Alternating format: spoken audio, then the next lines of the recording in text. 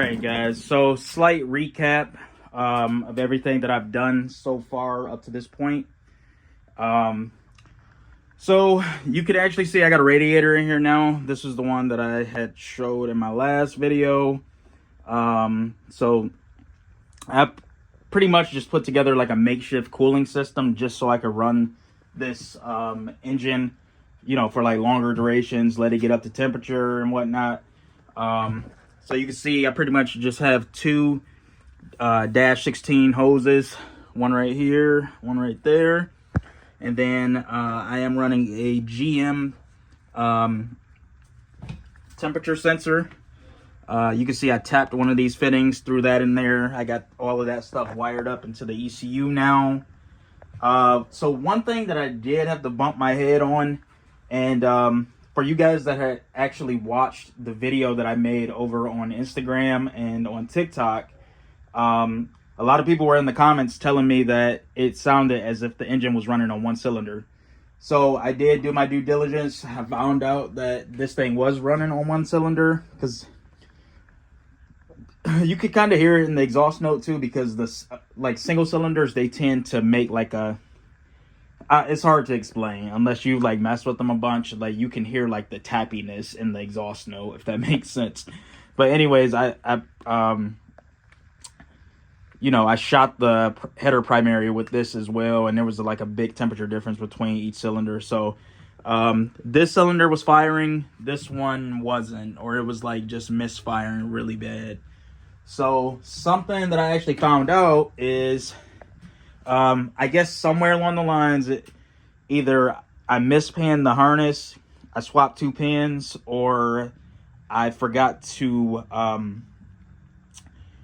rewrite my tune. Because if I open my laptop, I can show you, but on the Fuel Tech, they actually have a pretty nice feature to where you can actually test all of these outputs beforehand, before you attempt to start an engine. So like you can go through all of your ignition outputs to make sure all the coils are sparking. You can go through the fuel injectors, make sure all of those are spraying and they're on the right cylinder. So in my case, and I think this probably was more so of a harness mispan, because I had checked all of this in the software. Because initially I was missing one of these connectors and I had to order one of them. I tried to rob them off of my Holley harness, but those actually use like the 36 pin TE connectors. But anyways, this is what I'm talking about right here. So you can see you got like the ignition outputs. These are actually the signal wires for the coils. And then you have the signal wires for the fuel injectors. You have the motor wires for the drive-by-wire throttle bodies, and yada yada. So anyways, whenever you start a new engine, you know, a new engine project, the first thing you have to do is actually mechanically sync TDC with the TDC offset in the software. So let me get the ECU plugged in and I'll show you guys what that screen looks like. All right, so on the main page here, you'll see this tab right here where it says ignition. And then you basically have this index number right here. So what you'll do on the engine side mechanically, this is all based off of cylinder 1 TDC. Mechanically, you will get cylinder 1 to TDC, and then usually on the flywheel or on the crank nut, you will mark it on a stationary position, and then you mark it on the actual like crankshaft, like the part that's actually rotating. And then you will get a timing light. I actually use a cheap one. A lot of people prefer these because they're just proven. You can pick this up at AutoZone for like, I think it's less than $40. So once you have those two marks, you have like a mark on the cover and one on the crank, and then at TDC both of those marks will be aligned. You will hook the timing light up, and then you will get get the electronic side of things to where you can basically turn over the engine, and you'll come to this screen right here and you will basically lock it to 0-degree static timing, so that way it's staying at one timing value 100% of the time. And then you basically just adjust this dial as needed, because when the timing light is shining on those marks that you made on the crank, it'll look like the mark is almost like it'll look like the mark is like staying still, even though it's technically rotating, because the timing light is firing every single time the ignition basically fires a spark plug. So you'll basically just keep adjusting that until you get both of those marks lined up while the engine is rotating.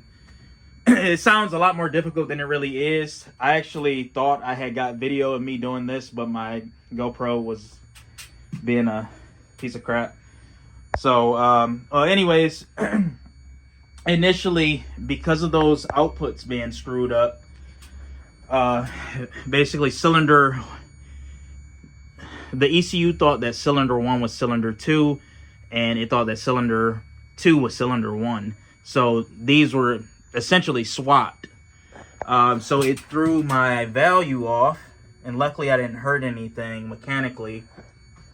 But I went back and I did the TDC index again, because originally when I had did this index, when the coils were swapped, this number was 336 degrees.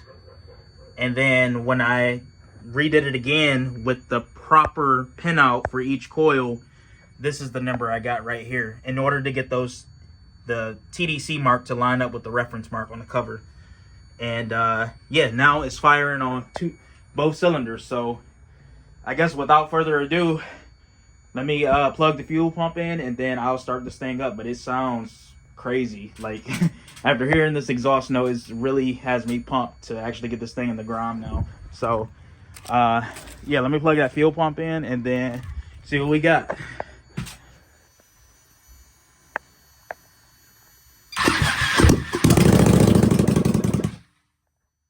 It's a little cold out.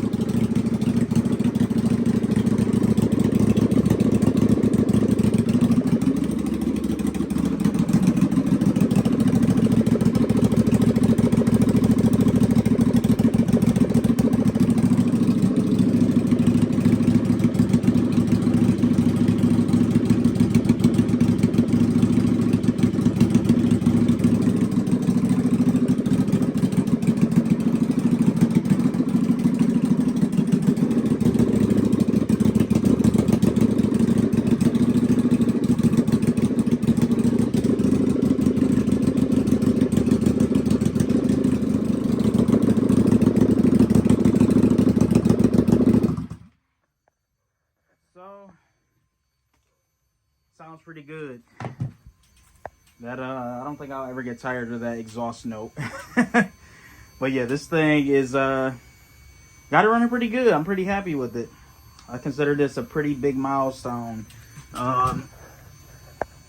It actually worked out for the better for using this overly large radiator, because I don't have the fans hooked up and there's just so much coolant volume in there. Like, it'll take a minute to actually warm this up. But technically yesterday I did warm this up. It got up to like, I want to say like 130 degrees.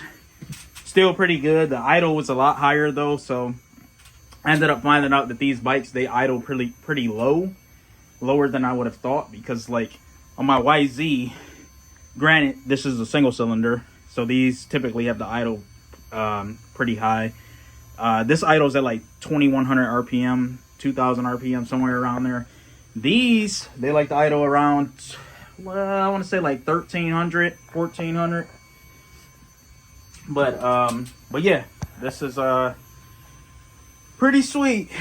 I do have my 16 volt battery hooked up to it right now because it's just so cold outside.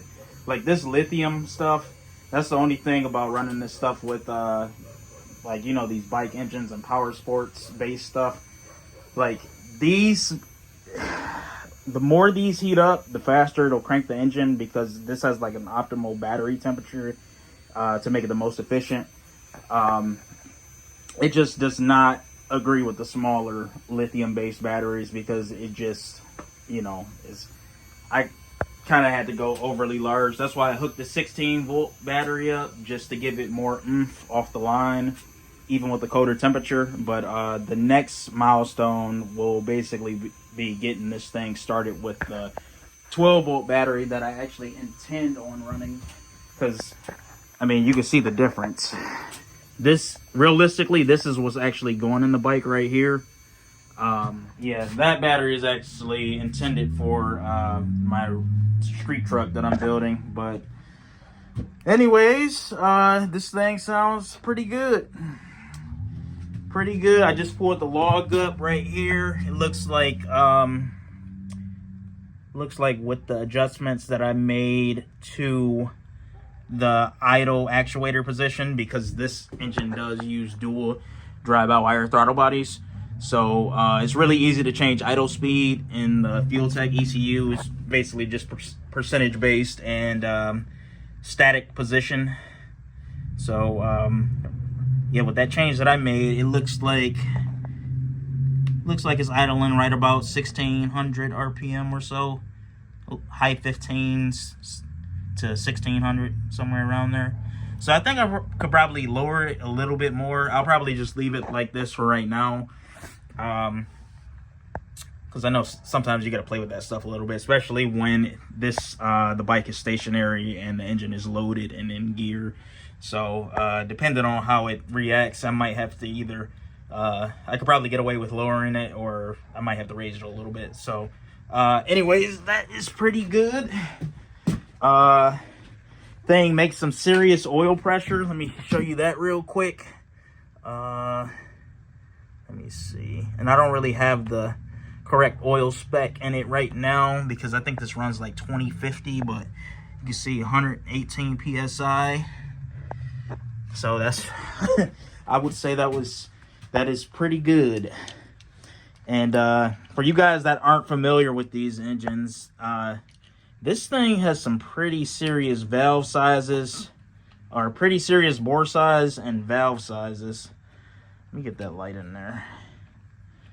But this almost reminds me of messing with my billet Hemi, because like you could literally like that's the piston, like right there. If it'll focus. But yeah, this thing sounds amazing. So I'll keep this video short and sweet. I just more so wanted to get this out because the one that I had prior, I mean, it was technically a start video, but I think this is more appropriate because this is, now it's actually sounding like what it's supposed to sound like and is running how it's supposed to run. I'm really surprised that it even ran with the ignition index. that I had prior. But I think we should be good to go now, boys. So I do have a new set of coils coming, because initially I did think that this was the issue that I was having, because I just found these like junk ass LS coils. I got like 60 of them stashed in there, and I just kind of, you know, took ripe pickings. But anyways, I got LS3, 2 LS3 coils coming, which is the same one that I'm running on my Turbo YZ. Had really good luck with it. They package really well because they are slim. And I got a new set of, man, I forget what that company is called. Starts with an M, Italian company that makes these wires. But I'm replacing basically the ignition system. And that's actually what's intended to go on the bike. So either way, I got to buy that stuff. So I might as well just get it now. Because the spark plug wires, I had to special order these. These are like coming from Italy. But but yeah, in a nutshell, guys, that's pretty much it for this video. Should have some stuff rolling on this pretty soon. Looks like I'll have my transmission and the rotating assembly really soon. So I'll probably start trying to get the bearings ordered for the YZ, so that way I can at least assemble the bottom end and basically wait for the head to come in. That should be rolling. But yeah, this thing right here, waiting on the swing arm. I ordered it about 3 weeks ago. That should be slated to come in maybe early December or late November. So once that happens, I'll take this stock one off, and then we should start being able to take measurements and cutting a little bit more stuff out of this and go from there. But until then, guys, definitely please comment, like, and subscribe. I don't care what you comment, just as long as you comment. And yeah, just share. Like, it helps me out when you guys share this stuff and get it more exposure, you know. Definitely helps. But yeah, till then, guys, peace.